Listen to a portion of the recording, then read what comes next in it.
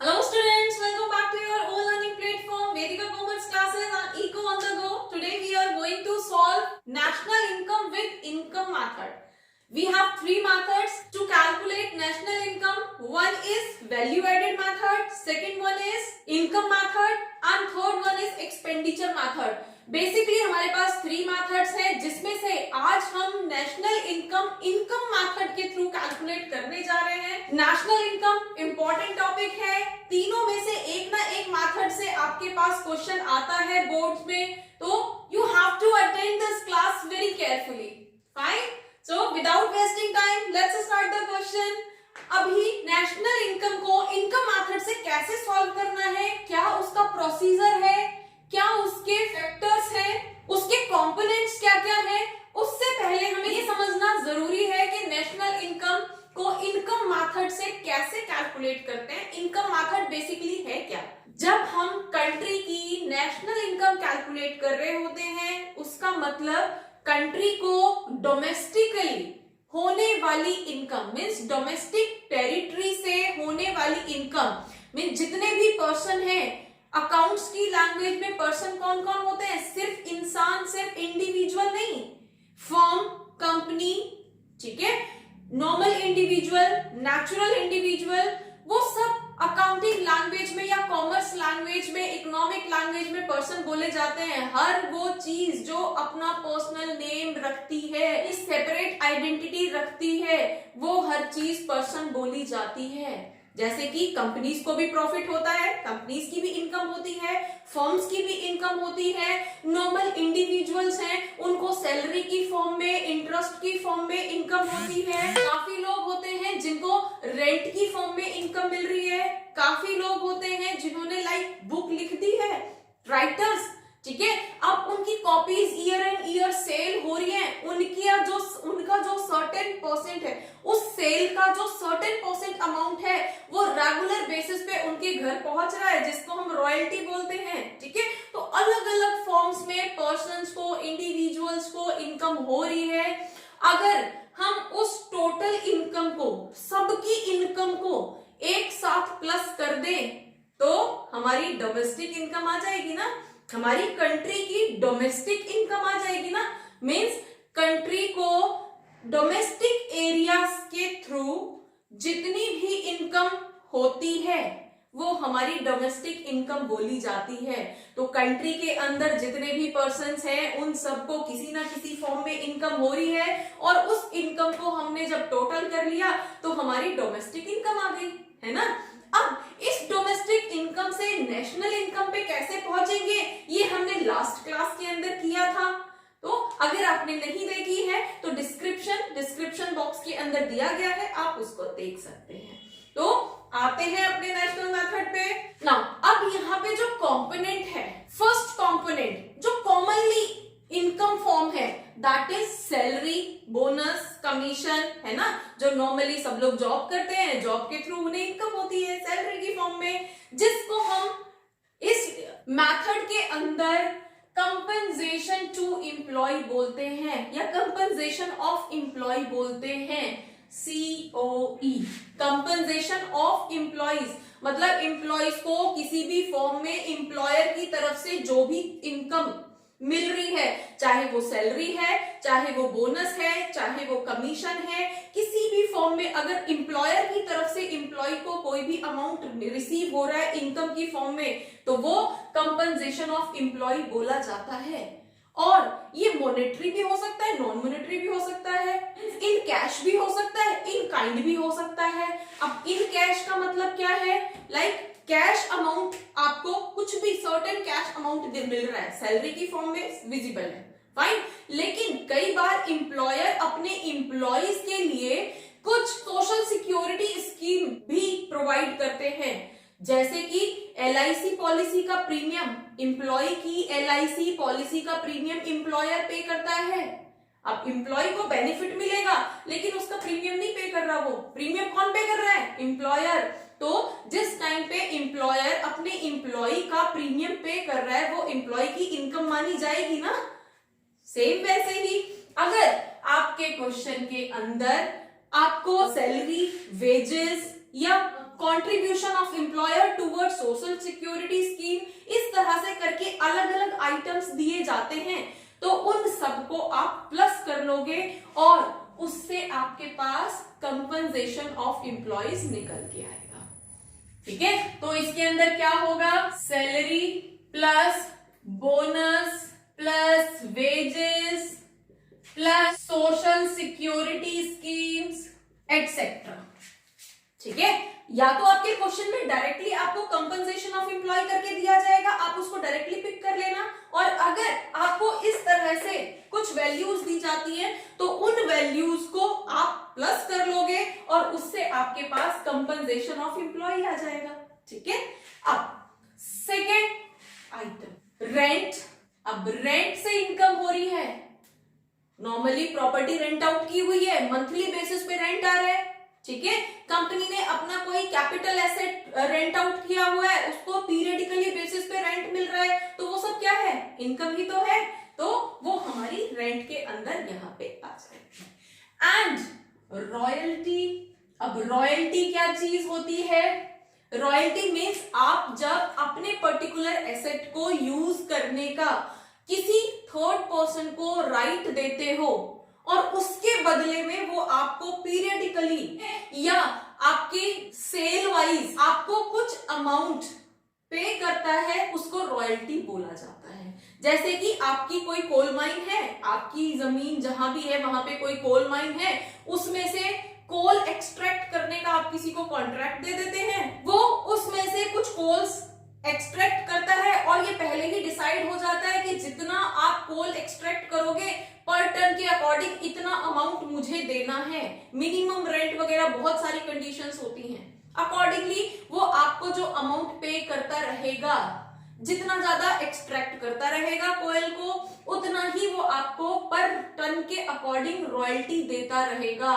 तो अगेन वो आपकी इनकम है, income. Fine. Third is interest. Interest किसी भी फॉर्म में अगर इंटरेस्ट मिल रहा है तो वो इनकम है।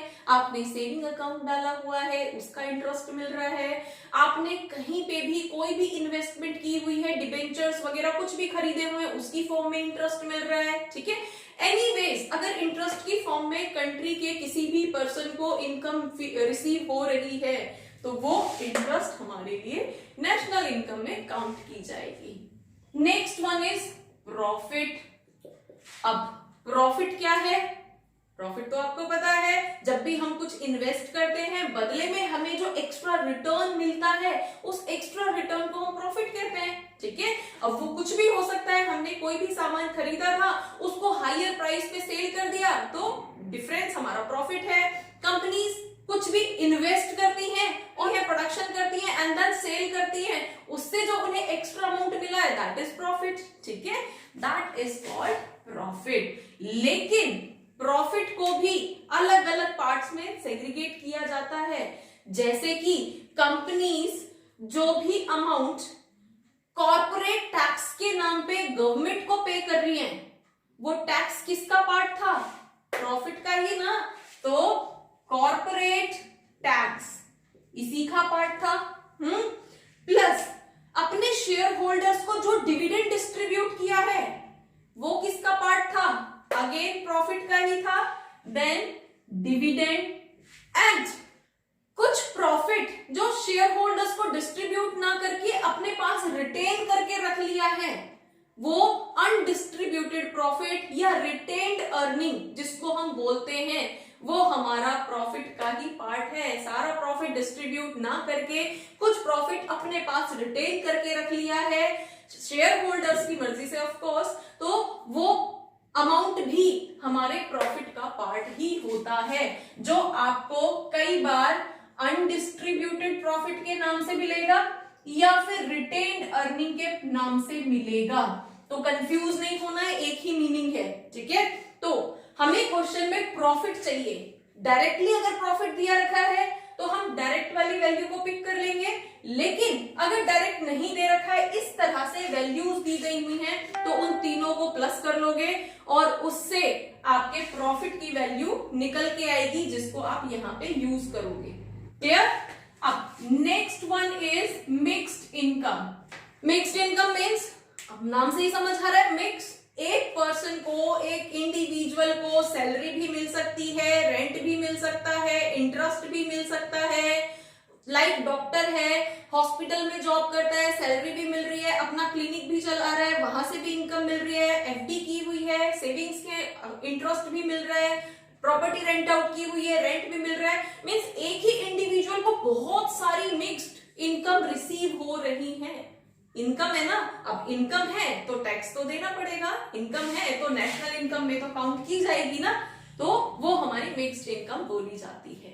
बस ये ही 5 कंपोनेंट्स होते हैं जिसको अगर हम टोटल कर लेते हैं तो हमारे पास एनडीपीएफसी निकल के आती है। और एनडीपीएफसी होता क्या है? हमारा डोमेस्टिक इनकम है ना, डोमेस्टिक इनकम को ही तो हम एनडीपीएफसी बोलते हैं। और ये एक अकेला ऐसा मेथड है, तीनों मेथड में से ये अकेला ऐसा इनकम मेथड है जहां पे हम डायरेक्टली डोमेस्टिक इनकम पे आते हैं।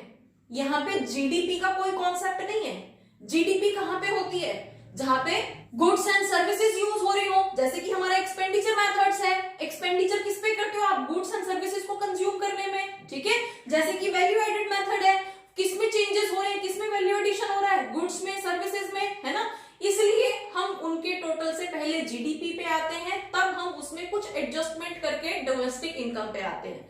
लेकिन नेशनल इनकम अकेला ऐसा मेथड है जिससे हम इनकम की तो बात कर रहे हैं और इनकम ही हमें कैलकुलेट करनी है।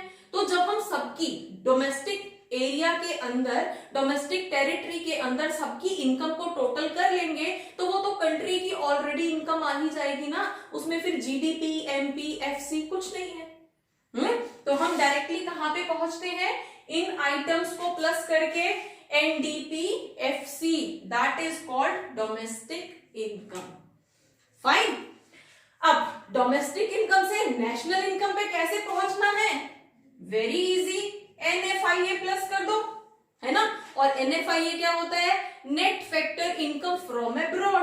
अब net factor income from abroad means हमें फॉरेन से कोई इनकम रिसीव हुई है, हमने एक्सपोर्ट किया था उसके बदले में हुई है, हमारे यहां से कुछ लोग वहां पे जॉब करते हैं उनको इनकम की फॉर्म में रिसीव हुई है, जो हमारी इनकम में कैलकुलेट होना है सिर्फ वो, ठीक है।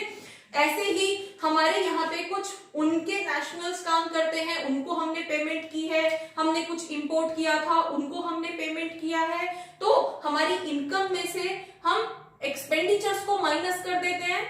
Factor income from abroad minus factor income to abroad, basically from minus to is called net factor income from abroad. और ये कई बार प्लस भी हो सकती है, माइनस भी हो सकती है। प्लस कब होती है? जब हमारी इनकम ज्यादा है, फ्रॉम अब्रॉड हमारी इनकम ज्यादा है और टू अब्रॉड हमारे एक्सपेंडिचर्स कम है, ठीक है, तब ये पॉजिटिव होती है। और नेगेटिव कब होती है? जब हमें इनकम कम रिसीव हुई है, पेमेंट ज्यादा कर दी हमने, इंपोर्ट ज्यादा कर लिया, एक्सपोर्ट कम हुआ है, ठीक है, तो उस केस में ये नेगेटिव भी होती है। तो जब हमारे पास नेगेटिव वैल्यू होगी तो प्लस माइनस माइनस हो जाएगा, है ना, तो उस टाइम पे हम इसको माइनस। फाइन। अब एनडीपीएफसी डोमेस्टिक इनकम में जब हम एनएफआईए एडजस्ट कर देते हैं तो हमारे पास आ जाता है एनएनपीएफसी, जिसको हम नेशनल इनकम बोलते हैं। बस यही तो निकालना था। Fine. This is called our national income by income method. बहुत कॉमन है, एग्जाम के अंदर कई बार आपको मिलता है, इंपॉर्टेंट भी है, ठीक है। अब इसी के अंदर कुछ आइटम्स हमारे ऐसे हैं जिनको अगर हम एडजस्ट कर ले तो हमारा ऑपरेटिंग सरप्लस आ जाता है। कौन कौन से हैं? Rent and royalty, interest and profit, जिसको हम बोलते हैं ऑपरेटिंग सरप्लस। और ऑपरेटिंग सरप्लस क्या है?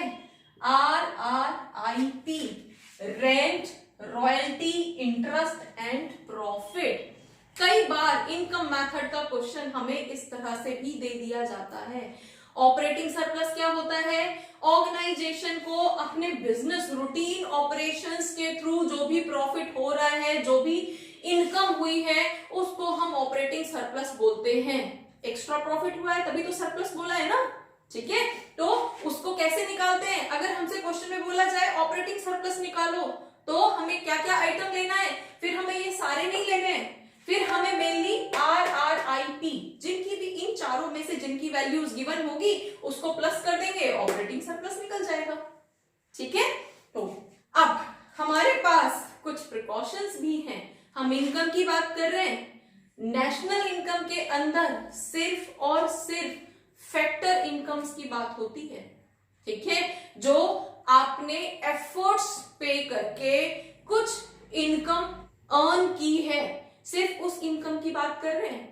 अगर यही इनकम आपको पेंशन की फॉर्म में, किसी भी ओल्ड एज पेंशन हो सकती है, किसी भी फॉर्म में स्कॉलरशिप फॉर्म हो सकती है, ठीक है, किसी भी फॉर्म में आपको अगर ये ट्रांसफर की गई है, तो उस इनकम को हम कभी भी नेशनल इनकम में काउंट नहीं करते, चाहे वो कोई भी मेथड हो, ठीक है।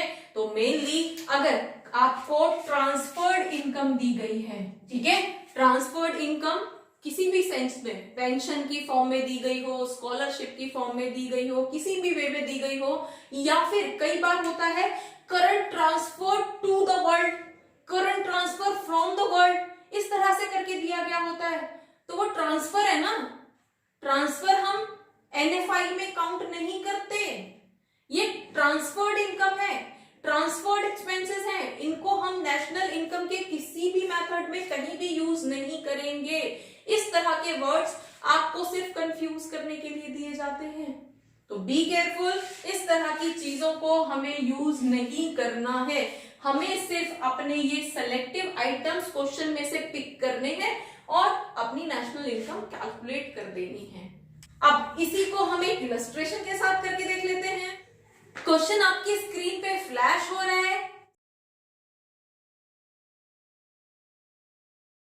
साइड में हमने लिखा हुआ है ना, इन वैल्यूज को हम अपने फॉर्मेट के अंदर पुट करते हैं और नेशनल इनकम कैलकुलेट करके निकालते हैं। नाउ अब first item is compensation of employees, compensation of employees. अब हम अपने क्वेश्चन को स्क्रॉल करते हैं, क्वेश्चन के अंदर कंपनसेशन की फॉर्म में क्या क्या मिलता है? एक तो वेजेस एंड सैलरी मिलती है, तो हमारे पास कंपनसेशन ऑफ एम्प्लॉय क्या आएगा? Wages and salary. देन हमारे पास सोशल सिक्योरिटी बाय एम्प्लॉयर। अब सोशल सिक्योरिटी स्कीम एम्प्लॉयर ने कितनी दी है? +100। और कोई आइटम हमारे पास नहीं है जो एम्प्लॉयर ने एम्प्लॉय को कंपनसेशन की फॉर्म में दिया हो, तो हमारे पास इसकी वैल्यू कितनी आ जाएगी? 700। Compensation of employee is 700। Next rent and royalty. Yes, rent दिया हुआ है 50 एंड रॉयल्टी दिया हुआ है 10, तो हमारे पास कितना हो जाएगा? 50 + 10 60 रुपीज हम यहाँ पे प्लस कर देंगे। And all these values are in crore, मतलब 60 crore, 700 crore. Okay, then interest. Interest हम अपने क्वेश्चन के अंदर ढूंढेंगे। इंटरेस्ट हमारे पास एक वैल्यू है, interest paid by production unit. And next one is national debt interest. अब इसमें से कौन सा लेना है? अगर हमें सिंपली इंटरेस्ट बोला गया होता तो हम उस वैल्यू को यहाँ पे पिक करके डाल देते, लेकिन यहाँ पे दो चीजें दी गई हैं, इंटरेस्ट ये भी दिया है और ये भी दिया है। तो याद रखना, ये जो नेशनल डेट इंटरेस्ट है ना, ये हमारा फिस्कल डेफिसिट का पार्ट है, इसको हम अपनी इनकम के अंदर काउंट नहीं करते। क्लियर? अब यहाँ पे इंटरेस्ट पेड लिखा हुआ है, सेकेंड उसमें interest paid by production unit. अब प्रोडक्शन यूनिट ने, कंपनी ने किसी को इंटरेस्ट पे किया है, तो किसी की तो इनकम हुई होगी ना, इनकम की बात कर रहे हैं ना, तो किसी को तो इनकम हुई है, बैंक को ही सही इनकम तो हुई है ना, डोमेस्टिक टेरिटरी का पार्ट है ना, तो हम इस इंटरेस्ट को यहाँ पे कैलकुलेट करेंगे। तो हमारे पास इंटरेस्ट की वैल्यू कितनी होगी? इंटरेस्ट की वैल्यू हम सिर्फ 120 लेंगे, इस 80 को काउंट नहीं करेंगे। ठीक है, तो इंटरेस्ट की वैल्यू कितनी आ गई हमारी 120। Next profit. अब प्रॉफिट हमें डायरेक्टली दिया हुआ है, यस प्रॉफिट हमें डायरेक्टली 200 का दे रखा है, तो हमारे पास प्रॉफिट कितना हो जाएगा 200 रुपीज। और अगर ये डायरेक्टली नहीं होता, dividend, corporate tax, undistributed profit की फॉर्म में होता, तो इन तीनों को प्लस करके प्रॉफिट की वैल्यू निकाल लेते। नेक्स्ट मिक्स्ड इनकम हमें दे रखी है, नहीं मिक्स्ड इनकम हमें कुछ नहीं दे रखी, तो हम इसको ऐसे ही छोड़ देंगे। ठीक है, मतलब मेरा तो ये फॉर्मेट लिखा हुआ है इसलिए मैं वैल्यूज पुट कर रही हूँ, आपके पास ये फॉर्मेट लिखा हुआ तो नहीं होगा ना, तो ये वैल्यू मत लिखना। सिर्फ इन्हीं को प्लस करके आपके पास वैल्यू क्या आ जाएगी 1080 करोड़ रुपीस हमारे पास डोमेस्टिक इनकम आ गई है। अब हमें निकालना क्या है, क्या कैलकुलेट करने के लिए बोला था, एनएनपीएफसी निकालने के लिए बोला था।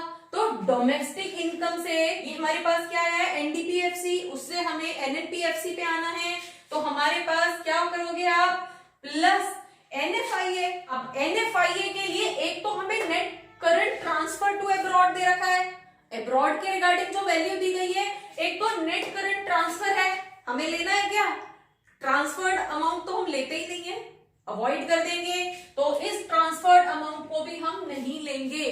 तो हमें लेना कौन सा है, नेक्स्ट वैल्यू क्या है हमारे पास net factor income to abroad. और टू अब्रॉड का मतलब क्या है कि हमने पेमेंट किया है, और पेमेंट किया तो वो नेगेटिव हो गई है ना, और उसकी भी वैल्यू माइनस में दी हुई है।